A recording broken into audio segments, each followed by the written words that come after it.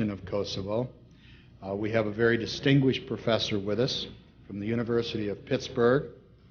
He is an associate professor of law as well as of anthropology.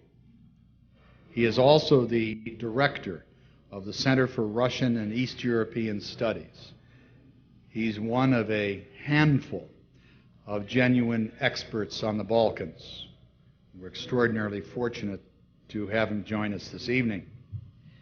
His academic credentials are impeccable. He's written books that are sound and articles which are sound. He's held fellowships of the first rank.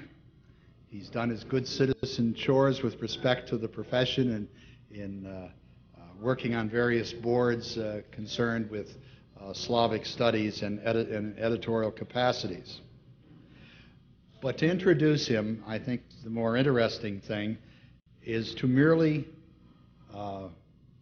remind you of the things which have occupied his mind, the general topics with which he's been concerned as a serious scholar.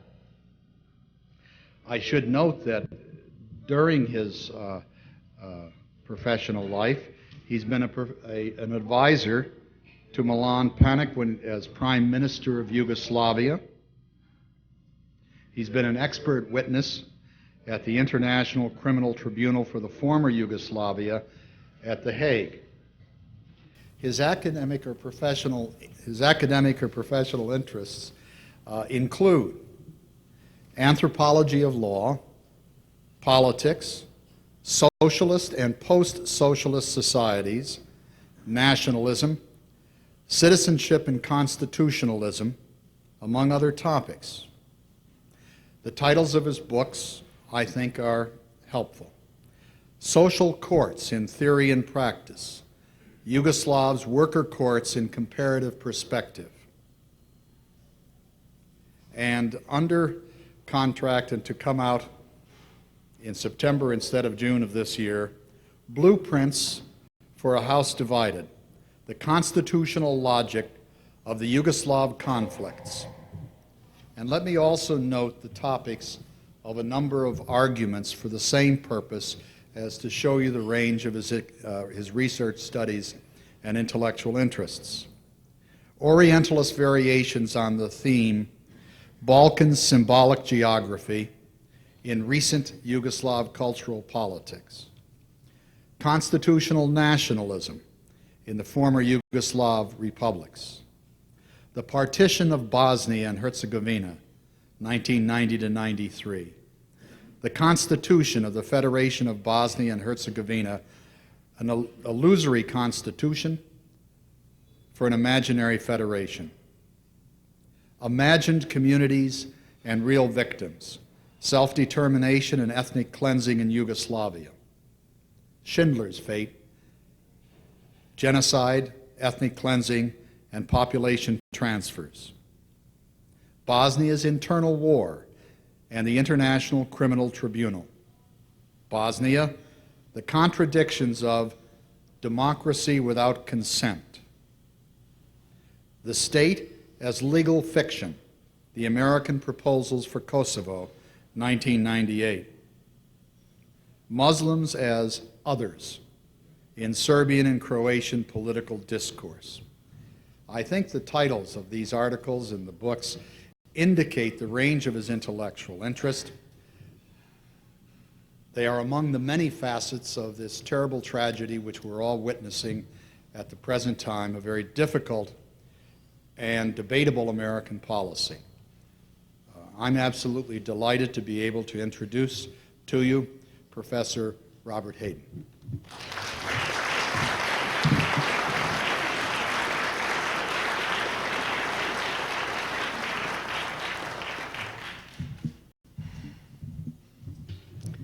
Thank you very much, Frank, for the nice introduction. It's a pleasure to be here. I'll just say two things about my background that Frank didn't mention, and I'll apologize for my voice. And a classic example of Murphy's Law, right? I'm losing my voice tonight.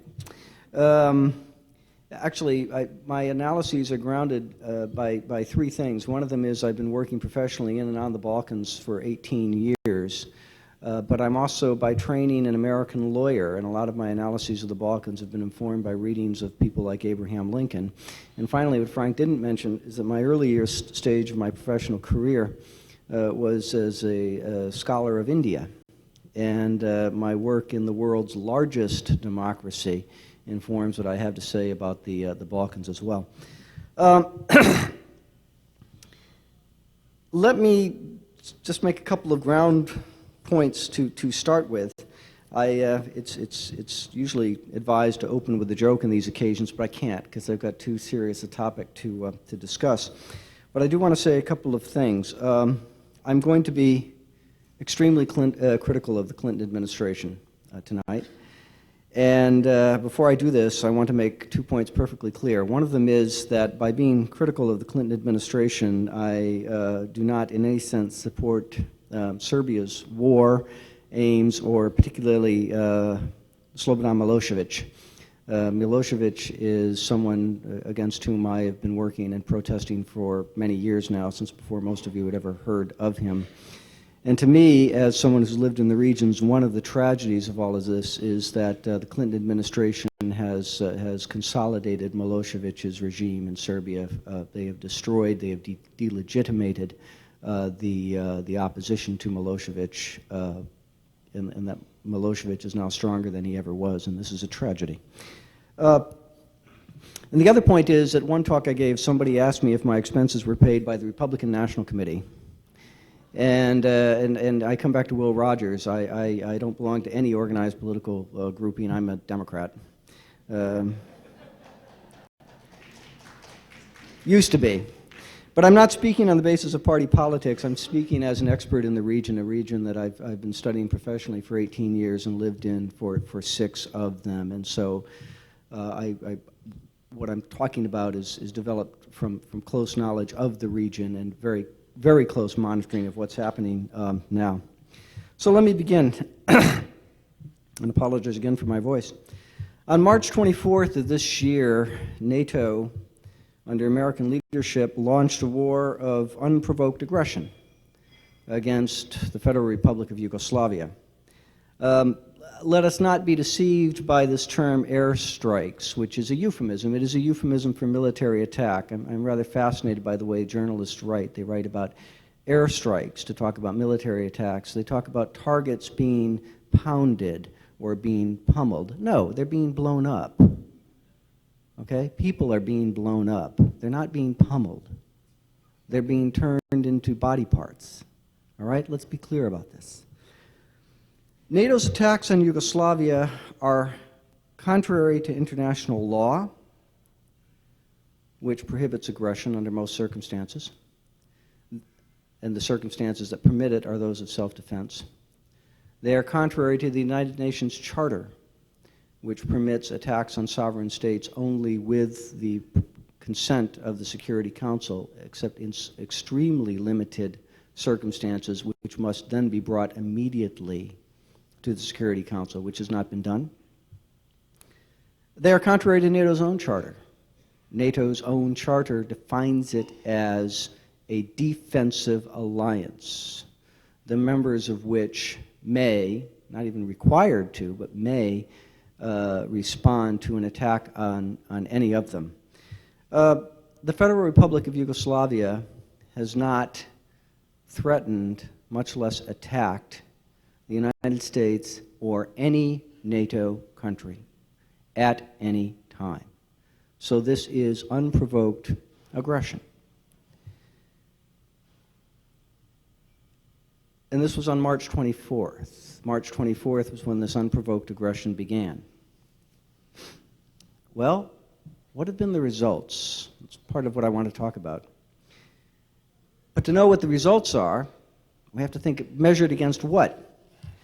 And let me measure them, let me start with President Clinton's own statement of goals when he initiated this war of aggression on March 24th, 1999. He gave a speech to the nation, and he said that what this military attack was going to do was first, prevent a humanitarian catastrophe. Second, it would stabilize the Balkans. As a side benefit of stabilizing the Balkans, it would improve our relations with democratic Russia. And finally, it would show the seriousness of NATO. Well, as you can tell, I'm against the war, but it's easy to be against the war if you take Bill Clinton's position on March 24th of 1999, because on his own criteria, the war has been extraordinarily counterproductive. This war that was supposedly meant to prevent a humanitarian catastrophe has provoked an extraordinary humanitarian catastrophe, first and foremost for the Kosovo Albanians themselves, who it was supposedly designed to protect, then for the Serbs, but for the people of the entire Balkans, of all of Southeast Europe. There's an amazing humanitarian catastrophe brewing for all of Southeast Europe, coming directly from these NATO attacks. In terms of stabilizing the Balkans, no. We have destabilized the Balkans. The destabilization of the Balkans increases with every day that this war goes on. What is being destroyed are the economic systems, the political systems, the very ecology of the entire Balkans. Macedonia, perhaps the most fragile state in the region, is at the edge of implosion as a direct consequence of this NATO war. Albania, never a stable state in the first place, is even less stable. Bosnia is being destabilized. The Dayton arrangements for Bosnia are being destabilized. The Clinton administration has been trying to organize what is essentially a general Balkans war by enlisting Serbia's neighbors to participate in the war against Serbia. This is not what Hungary had in mind when it joined NATO, and Hungary is aghast at being called into war with Serbia. The populations of Romania, of Bulgaria, of Macedonia are increasingly hostile to the actions of the governments which feel compelled to be lapdogs for NATO, even though the populations are increasingly hostile to NATO. This is destabilizing the Balkans. In terms of solidifying our relations with democratic Russia, I don't think we need to discuss that one very much, but we can put into the mix that now we've also managed to trash our relationships with China as a direct result of this war. So the results of NATO's war since March 24th have been flatly contrary to what the war was supposed to accomplish. And if you simply look at what President Clinton said the goals were when he launched this war, we are farther away from all of them than we were on March 24th, and we get farther away from each of them with every day that this war goes on. Now, I have to say that the negative results that we have seen were scarcely unpredictable. They were not only predictable, they were predicted. The Clinton administration ignored the assessments of the CIA, of the Joint Chiefs, of military intelligence, simply ignored their assessments that if the United States initiated these attacks through NATO, that the results would be what they have in fact have been. That the Serbs would mount an offensive against the ethnic Albanians of Kosovo, a very large offensive, that many of them would be driven out. That's your first humanitarian catastrophe. That Milosevic's position would be solidified, that the democratic opposition would be delegitimated, decimated, and put in quite literally fear for their lives, which is true. That relations with Russia would be destroyed. The only thing that we might have seen is that NATO would have proved its worth. But of course, who would argue that now? It was announced yesterday that the West European Union is accelerating its plans for a joint defense strategy. NATO is self-destructing, which may be good. Well, what is the goal now? The goal is, supposedly, the return of the refugees, of the roughly 700,000 ethnic Albanians overwhelmingly, who have fled Kosovo into Albania, into Macedonia, into Montenegro, a few into Bosnia. That's less and less likely each day, ladies and gentlemen. In the first place, every day that the war goes on, there are more refugees. And they are fleeing not the actions of the Serbs, they are fleeing NATO's bombing. You can see this in the reporting of Paul Watson, extraordinary reporting of Paul Watson of the LA Times, the only Western reporter who stayed in Kosovo the entire time, and is reporting that what the Albanians are fleeing is the effects of NATO's bombing. This is also what Stephen Erlanger of the New York Times is reporting from both Pristina and Prizren, and he was this morning on national public radio. And of course, it makes sense that they would. The Serbs burned a lot of Albanian houses, but it is NATO that is blowing up the infrastructure of Kosovo as well as that of the rest of Serbia, that is destroying the railroads, the roads, the bridges, the factories, the storage depots, the gasoline storage, the pipelines, everything that would make Kosovo in any sense viable economically. NATO is blowing up. NATO is turning Kosovo and the rest of Serbia into an economic desert. Of course, now that we actually finally have the warthogs and the fabled Apaches going into action, we're using depleted uranium ammunition and thus irradiating the place. Marvelous terrain for people to return to. Who's going to return to that? Every day that the war goes on, there are more refugees and far fewer chances that any of them will go home. As for the humanitarian catastrophe, NATO's own figures show that before NATO began this offensive, 2,000 people had been killed in 2 years in Kosovo. NATO is now killing civilians alone at a rate that is 3 to 4 times that. But that, of course, is collateral damage. Actually, it's not collateral damage because this is a war that from its very first night has been waged against civilians.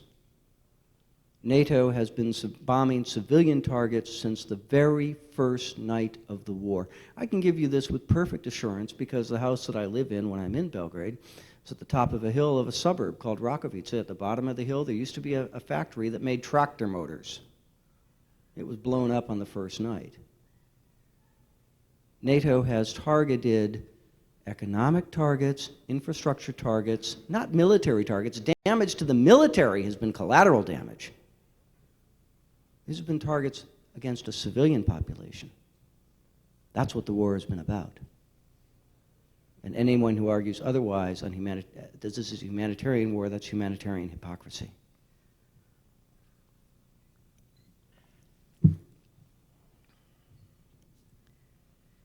I once saw a definition of fanaticism as intensifying one's efforts as one loses sight of one's goals.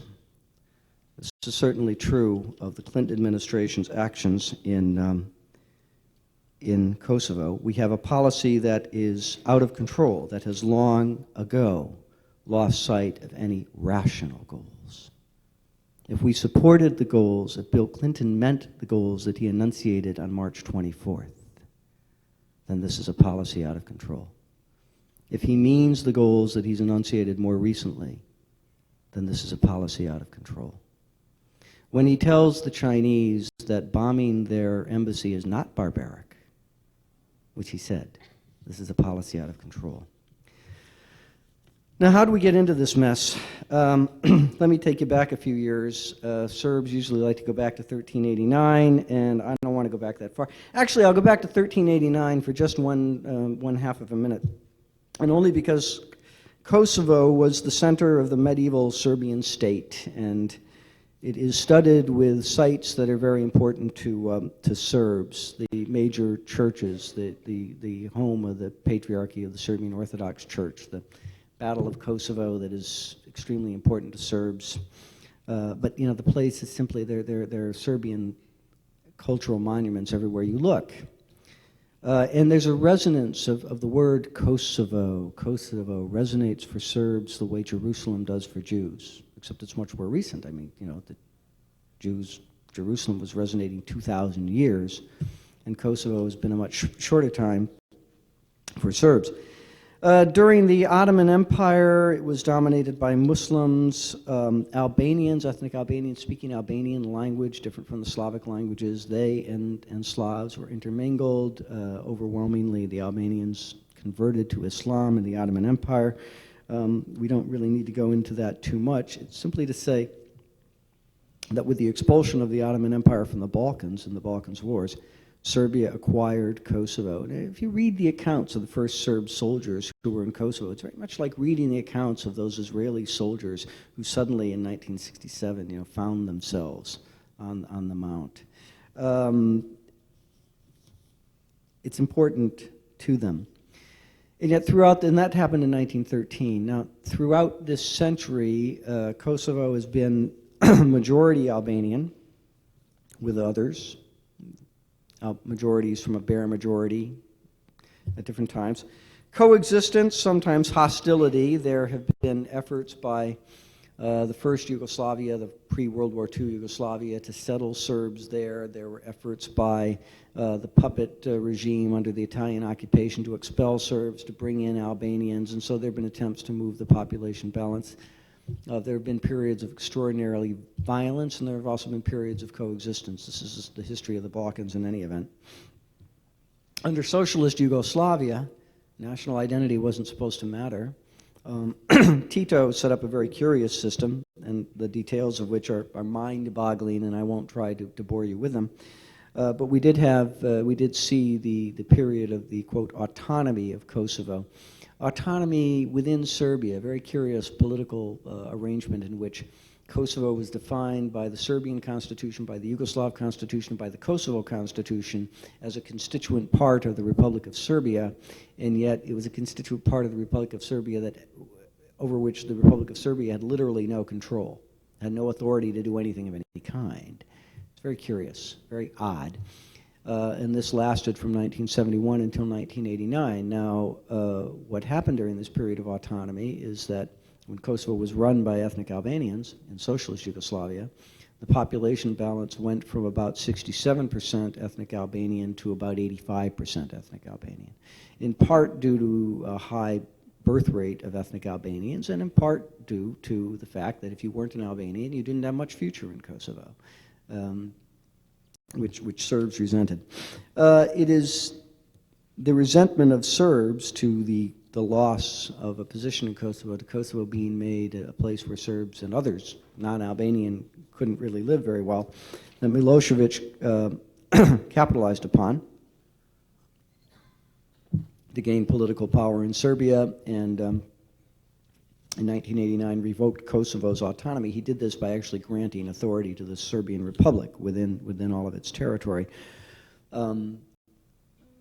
thereby no longer leaving Kosovo Albanians free to do whatever they wished to do without control from any other authority. Instead, Serbs became free to do what they wanted to do out of the control of any other authority, and what you saw was a fairly standard configuration. What happens when you have a part of a country that is populated by a minority rather, which is a local majority, and that does not want to be ruled from the center, that does not want to be part of that country?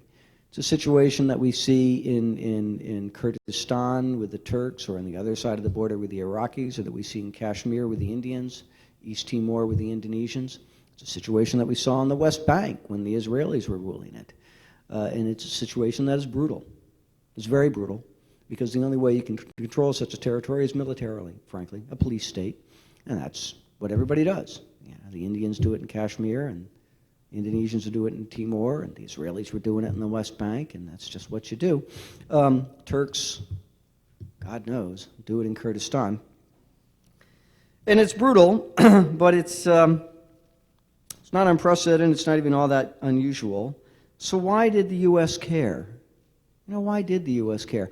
I don't really have a good answer to that one. I think there are various reasons. Presumably there are some mixed motives of the various players. There was some genuine outrage at the human rights abuses of the Serbian regime, which was a very brutal regime. And there were human rights crusaders. Obviously, human rights outrage is not enough, or we would be bombing Turkey. So there are some geopolitical considerations. We're obviously not going to bomb Turkey because Turkey's part of NATO. and the idea of NATO expansion and finding a new mission for NATO comes in to this mix as to why we care. Well, what's NATO doing there anyway? NATO was designed to keep the former Soviet Union from invading the former West Germany, and it did that real well, but since neither of them is around anymore, what is NATO doing there? That's an interesting question. Well, we can make it a crusader for human rights. Well, some people were coming with that. There's some ideological hatred of Milosevic as the last communist in Europe. And Milosevic, well, whatever he is, he's not a communist. But then, again, there haven't been any. And there's also some of the arrogance of America as suddenly finding itself as the only superpower. In fact, I don't hear this term now, but until March 24th, I was hearing more frequently when I was in Washington the term hyperpower. America wasn't just a superpower, it was the hyperpower. And we could do whatever we wanted to do. I mean, we could right the wrongs of the world, unless they were being done by a member of NATO. But there was American involvement, and the American involvement took the form of threats against Yugoslavia for its repression of the Kosovo Albanians, which was brutal. It is a situation that could have gone on for a long time. It's the type of situation that can go on for a very long time indeed, until the ruling power finally gives up, decides that it's too expensive at all levels, economically, politically, morally, militarily, as did the Israelis. Yitzhak Rabin didn't cut a deal with Yasser Arafat because he suddenly decided that the Palestinians had been misunderstood. The game was no longer worth the candle, and you can go for that. And maybe Kosovo would have gone in that direction. It didn't because of the rise of the Kosovo Liberation Army, the KLA. The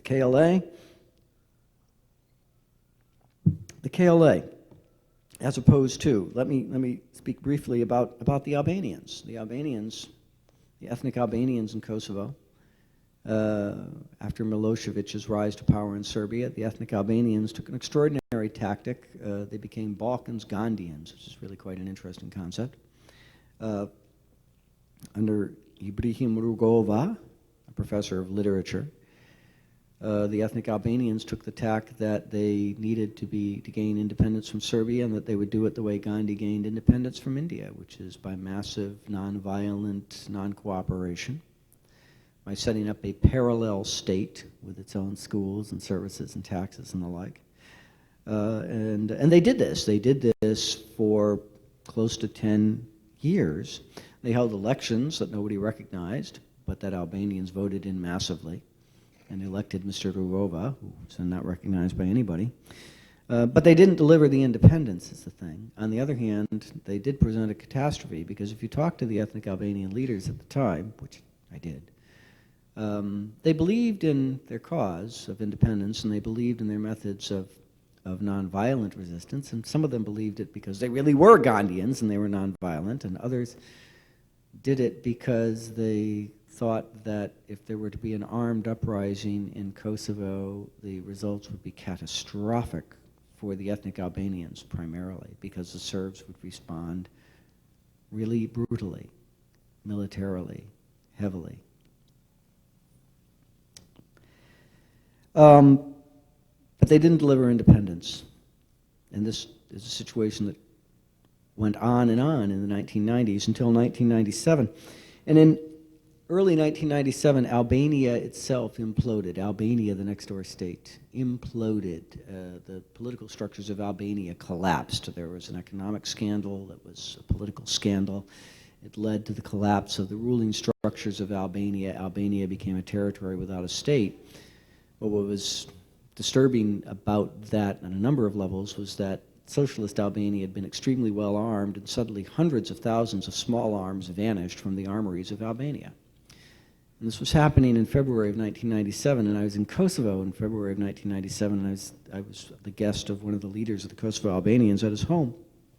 He kept interrupting our conversations on the hour to listen to the BBC to find out what was happening in Albania itself.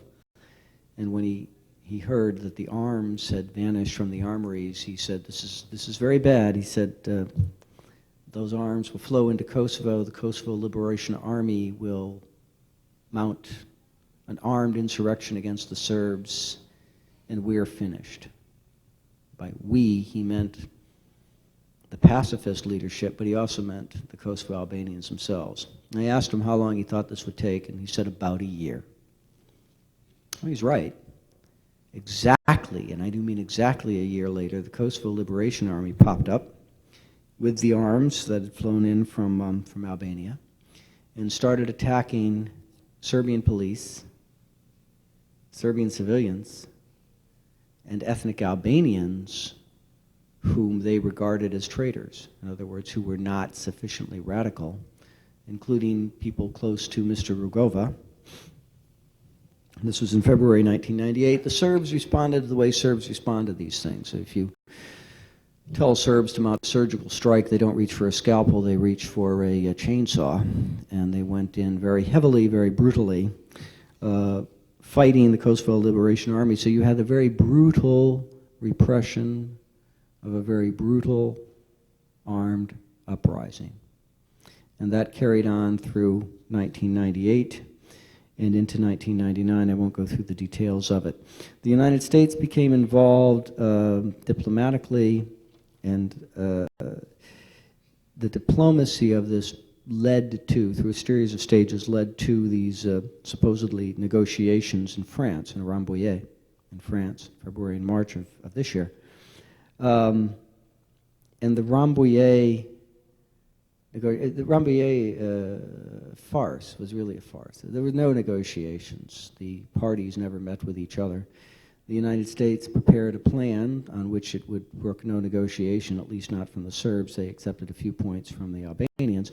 And it was a plan, the Rambouillet Accords, so-called, although they were never agreed to by both sides, that put forth a future for Kosovo that pretended to preserve Kosovo within the sovereignty of Yugoslavia so that borders would not be changed. And yet the government of Yugoslavia would have no authority of any kind to do anything of any kind in that territory. In other words, fictive sovereignty. At the end of 3 years of which there would be a referendum and all the Albanians would vote for independence and Kosovo would no longer be part of Yugoslavia. It was really an extraordinary document. One of my favorite parts of it was the part that said that the army of Yugoslavia would be charged with preserving the territorial integrity of the country by defending the borders.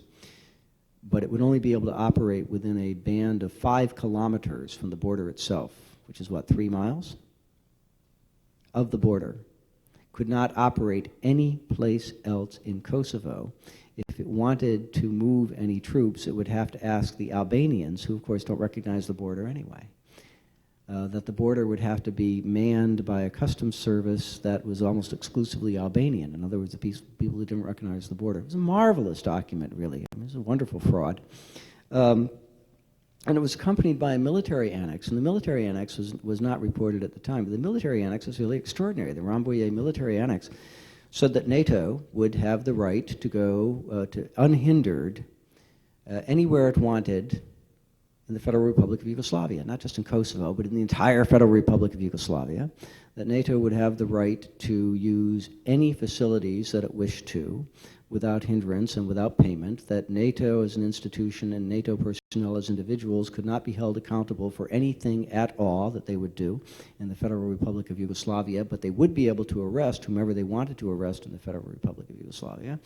And to kind of top it all off, that NATO would control the entire range of the electromagnetic spectrum, in other words, all electronic communications in the Federal Republic of Yugoslavia. That's occupation. That's occupation. Not surprisingly, the Serbs didn't sign it. And that was the deal. When Bill Clinton said on March 24th, he said that the Serbs refused to negotiate, the truth value of that statement is right up there with, I never had sex with that woman. It's a flat-out lie. I mean, you can read the Serbs' responses to this on the World Wide Web in a number of sources that I can give anyone later who's interested.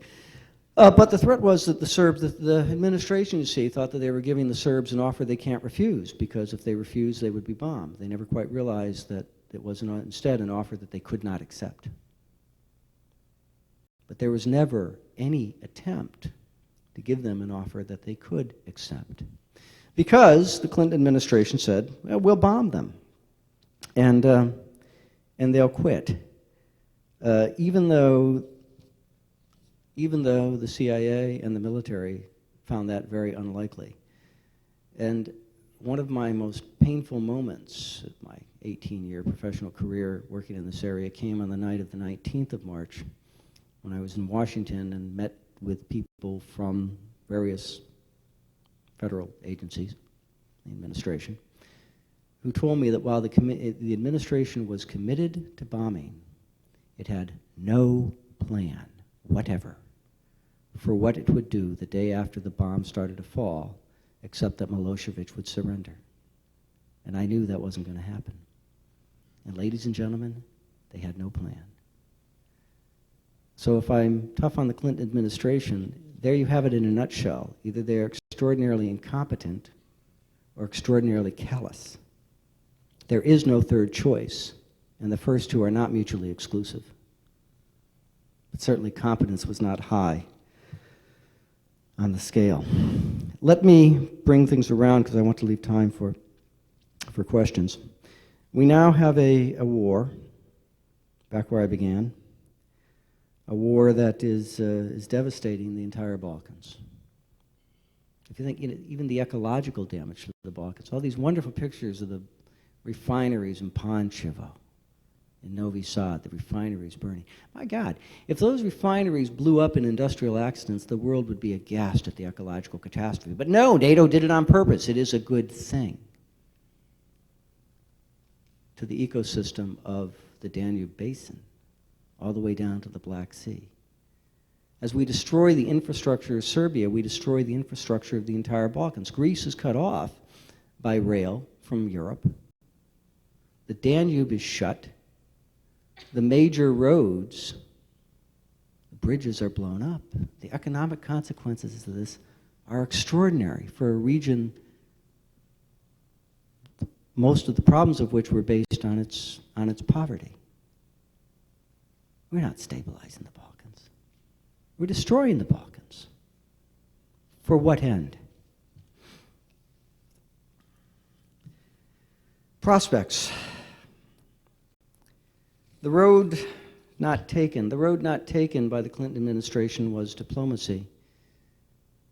That was the Clausewitz's definition of war as politics by other means. Well, the Clinton administration chose means that are extraordinarily destructive to everyone concerned.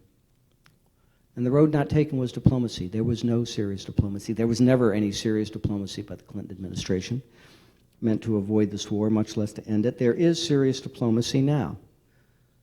Serious diplomacy by the Russians. Serious diplomacy by the Germans, who recognize the catastrophe being caused by the hyperpower, by the Clinton administration, who have seen American leadership take Kosovo over a cliff, take the Balkans to the edge of a cliff, perhaps bring about the destruction of NATO, which, as I said, may be a good thing. The main issues now in the diplomacy go to command and control of an international force. The Serbs will not accept Americans in Serbia, or Brits, or Germans. They will accept some NATO forces. They'll accept some non-NATO forces. They won't accept it under NATO control. Who can blame them? If you see the list of civilian targets that have been destroyed in Serbia, you will be very ashamed. You would not want to send your son or daughter there either. It is hopeful that the extraordinary blunder of bombing the Chinese embassy will help bring around the Clinton administration, because what is tying up the diplomacy now is not Milosevic's recalcitrance. Milosevic wants to end the war. It's the political cowardice of the Clinton administration, which, having started a war that has gone terribly badly, doesn't want to be tagged with the responsibility for having done what it did in fact do.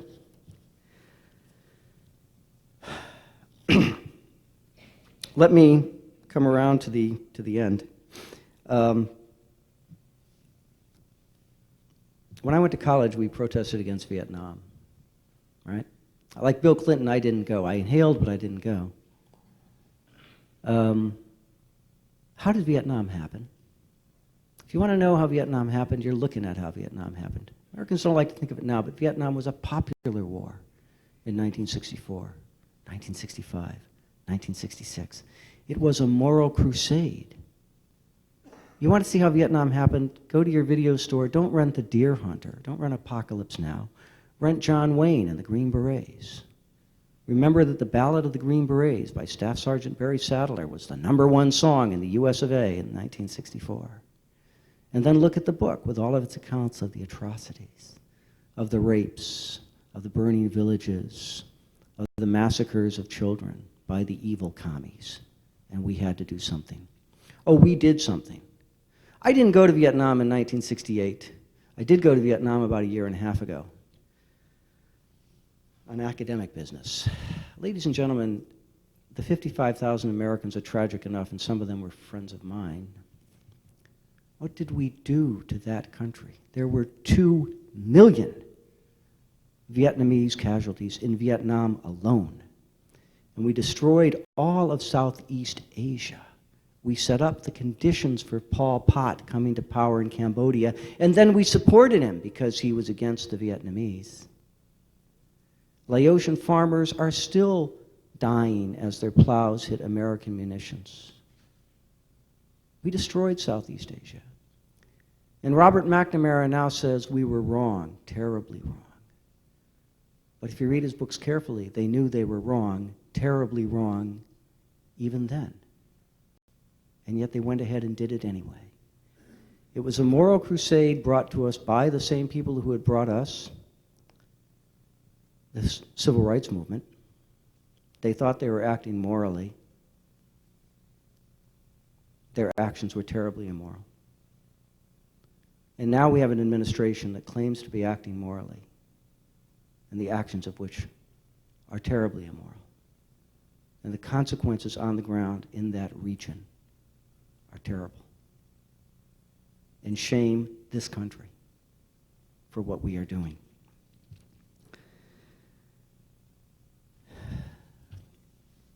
One of the now endangered Democrats in Serbia was shaking his head as he was telling me that the American administration doesn't realize that when you get on a train that is going in the wrong direction, every station you reach is farther away from where you want to go. Bill Clinton launched a war, an aggressive war, on March 24th of 1999. The results of that war have been catastrophic. It has turned a tragedy into a catastrophe.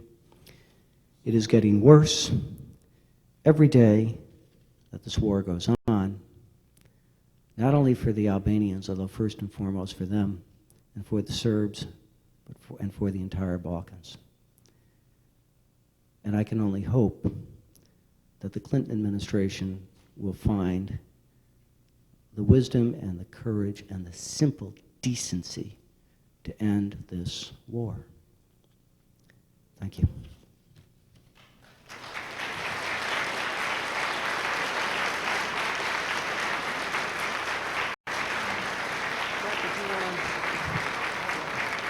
Yeah.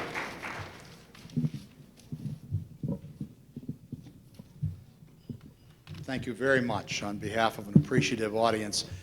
There's a microphone which you can use there if you will. We won't repeat the questions if you go to the microphone.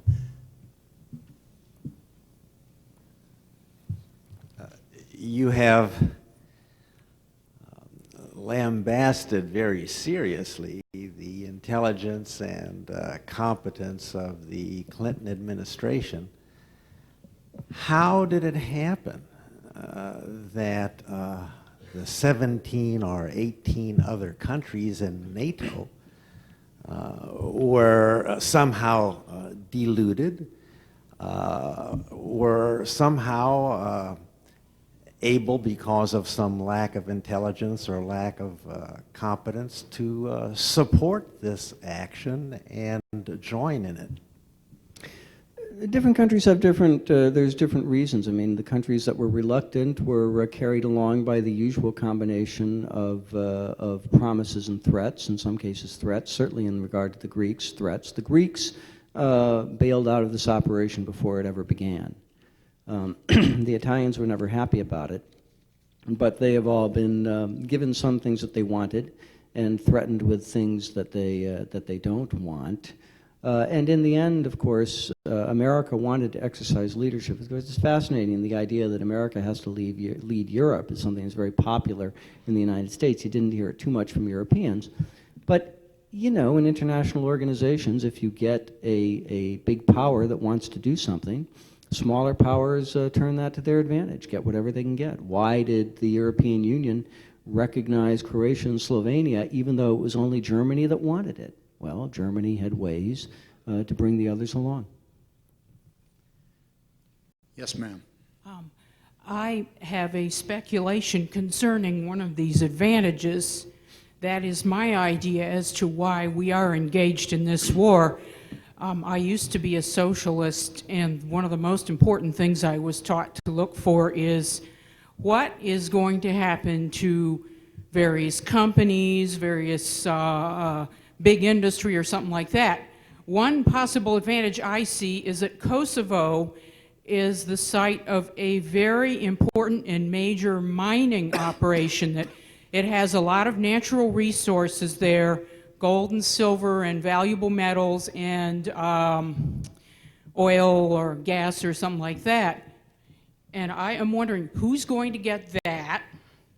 And there's also the whole idea that when you destroy a nation, then you can go in and rebuild it. And you make a lot of money that way. That's the biggest corporate welfare I've ever seen. Would you comment on that, please? The major mine in Kosovo is called Trepça, and interestingly, it has not been bombed. Who gets it is another question, and I'm not sure what the answer to that question will be. I don't think, I mean, Trepça is a big mine. It produces a lot of stuff, but I don't think it's unique in the world. It's valuable, but it's not all that valuable. As for who's going to be rebuilding, well, you know, we recently at my university we had some visitors from the European Union, and the French and Italian visitors were virtually salivating at the opportunity to go in and rebuild everything destroyed in Serbia, which is going to have to be rebuilt, and it's going to have to be rebuilt quickly for the benefit of the entire region. But I don't think that's why they were. Heck, they weren't even blowing it up. It's the U.S. that's blowing it up.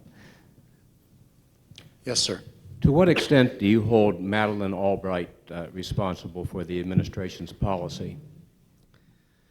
If this were a administration of morality, Madeleine Albright would have resigned. It was Madeleine Albright, after all, who was saying, what is the point of having this magnificent military if we don't use it? Well, we used it. Oh, we're using it. Madeleine Albright has her own pathologies in the way that she views the world, which should now be thoroughly discredited. But American politicians tend not to resign on moral grounds. At the left, yes. We had a plan here to hear from Nebojša Vujović, who was a representative of Yugoslavia last month, but didn't happen because of circumstances. And I think you are right, the replacement for Milosevic's spokesperson to be. And now I will support this, what I'm saying. You said you demonstrated against the war in Vietnam. Why you didn't demonstrate war in Yugoslavia when Milosevic started war?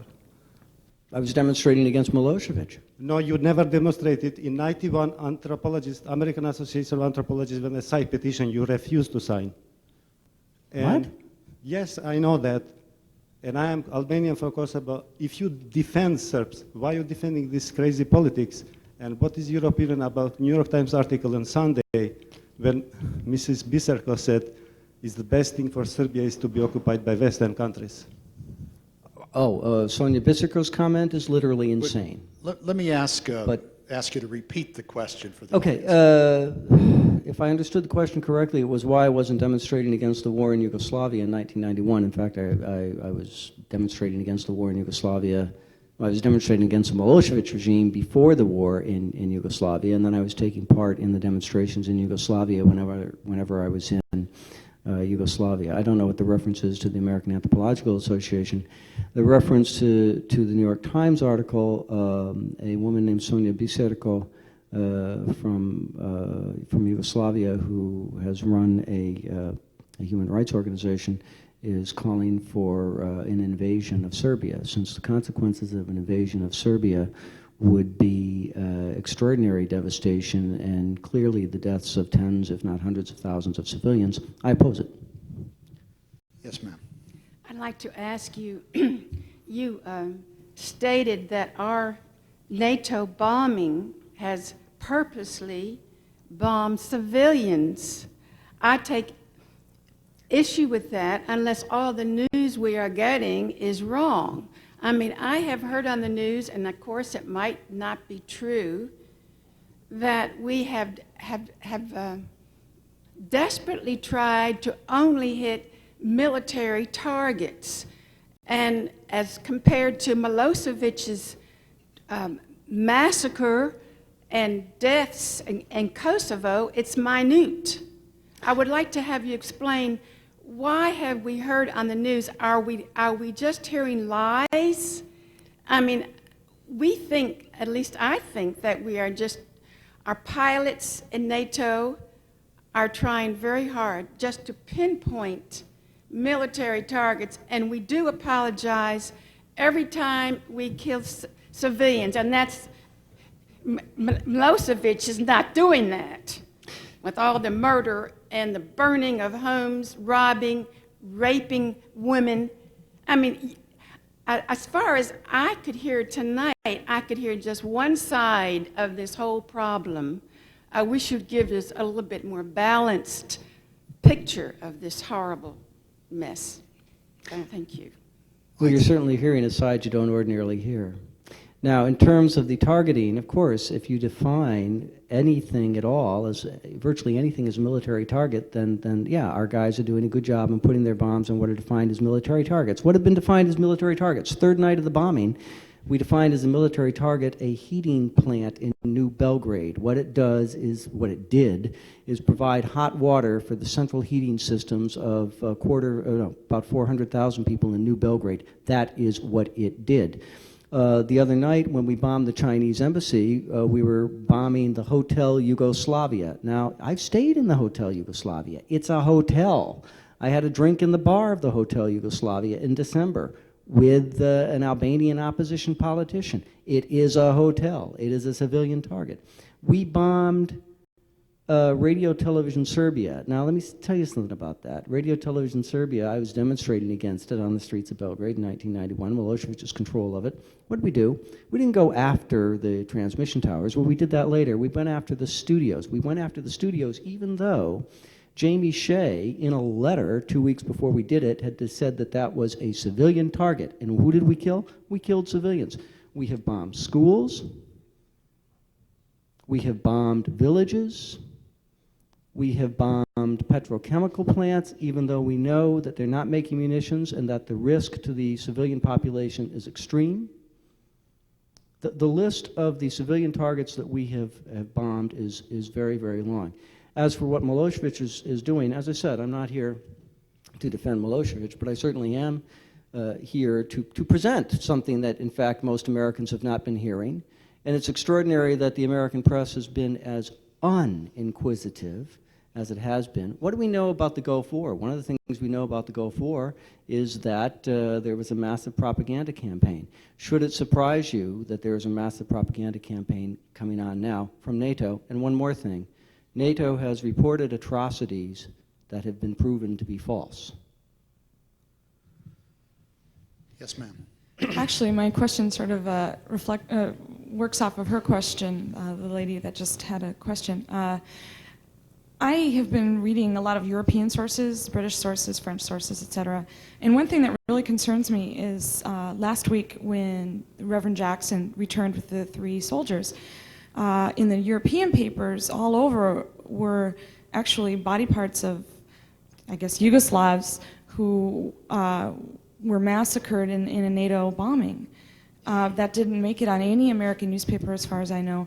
And then last Friday there was during the NATO briefing, a German general was talking about that he had hit NATO had destroyed 50% of the Serbian forces. That night, when I was on internet, I read that actually it's more like 5%. And I'm really concerned about what kind of news we're actually getting over here. If you could comment on that. You already have, but maybe a little more broadly.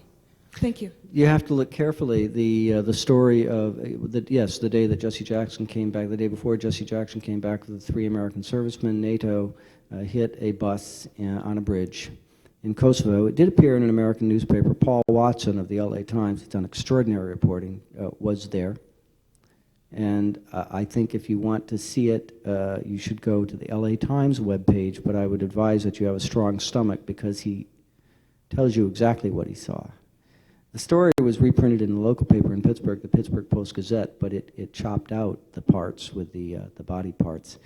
I think if you could see the videos of the cluster bombing of the main market in the city of Niš last week, which is in all ways comparable to the pictures that we saw of the bombing of the market in Sarajevo in 1992, but you haven't seen it. It's available. It's available on the web. I don't think you really want to look at it. The council, as sponsor of the State Department's town meeting here in Baltimore, of course, heard the other day the administration's position. The position tonight is not the same as that.